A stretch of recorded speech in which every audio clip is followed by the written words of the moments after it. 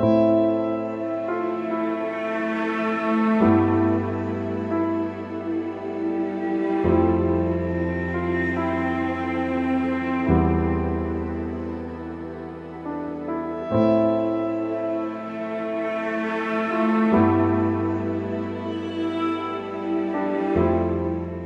సంవత్సరాల నుంచి బీపీ ఉండేది, హై బీపీ.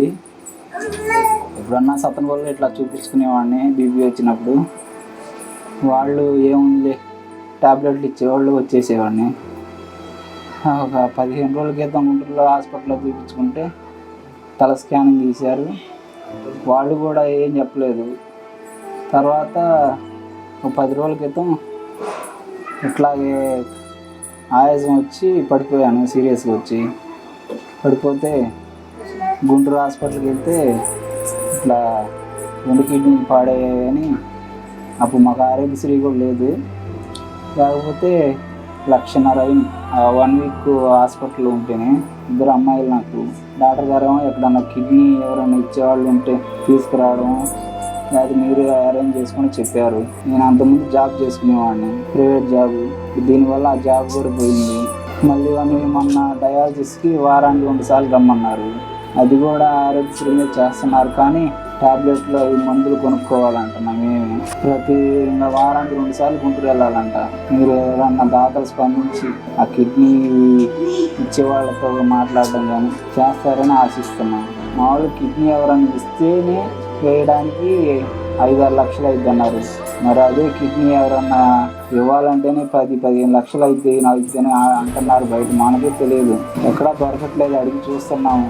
మీ ద్వారా ఏదైనా జరిగితే బాగుంది. దాతలు స్పందించి నా 2 ఆడపిల్లలను చూసి స్పందించి సహాయం చేయవలసిందిగా కూర్చున్నాను.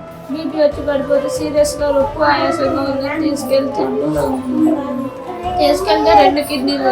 2 కిడ్నీలు పాడైపోయినాయి అమ్మ, కిడ్నీ వేయించుకోవాలి, డయాలసిస్ చేయించుకోవాలి అని చెప్పారు.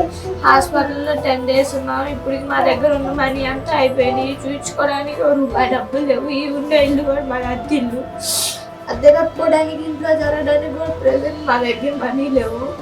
ఎవరైనా హెల్ప్ చేస్తారని కోరుకుంటున్నాము. మళ్ళీ కిడ్నీ డొనేటర్కి ఇవ్వడానికి, ఆపరేషన్ చేయించుకోవడానికి కూడా మా దగ్గర మనీ లేవు. మాకు పొలాలు అలాంటివి కూడా ఏం లేవు. మా అత్తయ్య గారికి అప్పుడు బాగోలేకపోతే ఉన్న 6 ఎకరం పొలం కూడా అమ్ముకున్నాము. అమ్ముకొని ఇచ్చుకున్నాము. మా అత్తయ్య గారికి బైపాస్ సర్జరీ జరిగింది. ఆమెకి ప్రజెంట్ మా దగ్గర ఏమి అమ్ముకొని పెట్టుకోవడానికి కూడా ఏ పరిస్థితి కాదు.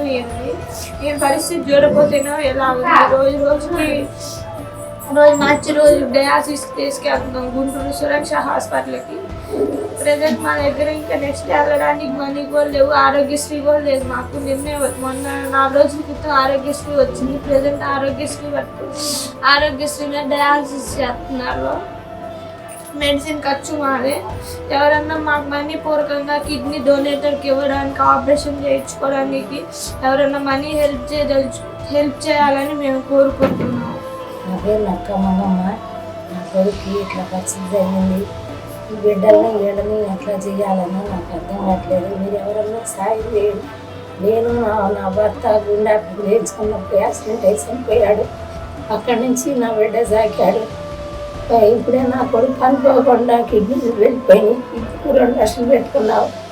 నేను ఈ బిడ్డలు ఎట్టు సాకాలని అల్లాడిపోతున్నాను. ఎవరైనా సాయం చేయండి. కొద్ది కిడ్నీలు ప్రాబ్లం ఉంటే దాని గురించి చెక్ చేయించాము. మన కాడ ఉన్న డబ్బులు మెడకు పెట్టాము.